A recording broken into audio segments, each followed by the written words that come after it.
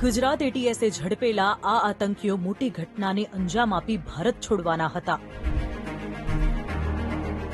Instagram પર dummy account બનાવી દેશ વિરોધી પોસ્ટ મૂકી ઉશ્કેરણી કરનારા અલ કાયદા ઇન ધ ઇન્ડિયન સબકોન્ટિનન્ટ સાથે જોડાયેલા આ 4 આતંકવાદી 23 જુલાઈએ ઝડપાયા હતા. એટીએસની ટીમે અમદાવાદના ફતેવાડી, મોડાસા, દિલ્હી અને નોઈડામાં એક સાથે રેડ પાડીને આ 4 આતંકવાદીને દબોચ્યા હતા. આ 4 આરોપી 7થી વધુ ગ્રુપમાં આતંકીઓ સાથે જોડાયેલા હતા. આ આતંકીઓએ ભારતમાં આતંકી પ્રવૃત્તિ બાદ ભાગી જવાનું નક્કી કર્યું હતું ને આતંકી હુમલો કરવાનો પ્લાન ઘડનાર અમદાવાદનો ફરદીન શેખ અને યુપીનો ઝીશાન અલી હોવાનું એટીએસની તપાસમાં ખુલ્યું છે.